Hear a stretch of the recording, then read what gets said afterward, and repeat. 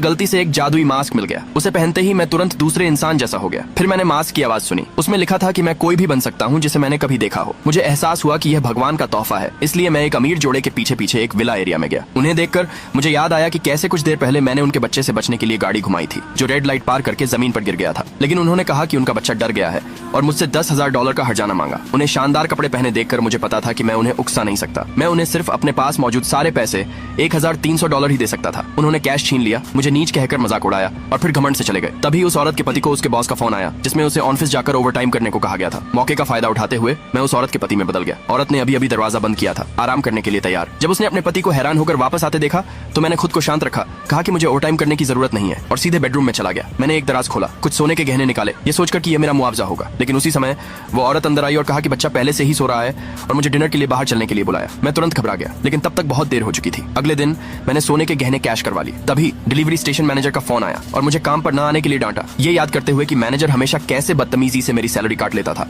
मैंने regional manager का रूप ले लिया। जब स्टेशन मैनेजर ने अपने सीनियर को देखा तो उसने तुरंत और इज्जत से मेरा स्वागत किया। मैं तुरंत उस पर भड़क गया, फिर उसे मेरी सारी रोकी हुई सैलरी वापस करने का आदेश दिया। निर्देश सुनते ही मैनेजर ने तुरंत मामला संभाल लिया। जल्द ही मुझे $30,000 मिल गए। इसके बाद मैंने उसे डांटा और कहा कि वह अब डिलीवरी राइडर्स को अपनी मर्जी से परेशान न करे। मैनेजर ने इज्जत से वादा किया कि वह ऐसा नहीं करेगा। पैसे लेकर घर लौटने के बाद अचानक किसी ने दरवाजा खटखटाया। उन्होंने कहा कि मेरे माता पिता ने ज्यादा ब्याज वाला लोन लिया है और मुझे चेतावनी दी कि मुझे आज ही उसे चुकाना है। लेकिन मुझे इस बारे में कुछ नहीं पता था। मुझे एहसास हुआ कि वे स्कैमर थे, लेकिन मेरे पास भागने की कोई जगह नहीं थी। मैं बस यह दिखावा कर सकता था कि यह अचानक हुआ और कहा कि मुझे पैसे जुटाने की जरूरत है ताकि वे सावधान हो जाएं। गैंग लीडर ने सच में मुझ पर यकीन किया और अपने आदमियों को मुझ पर नजर रखने का ऑर्डर देने के बाद वह मौके का फायदा उठाते हुए चला गया। मैंने दिखावा किया कि मैं नीचे वाले पड़ोसी से पैसे उधार लेने जा रहा हूँ। दूसरे पार्ट के लिए कमेंट में यस लिखे।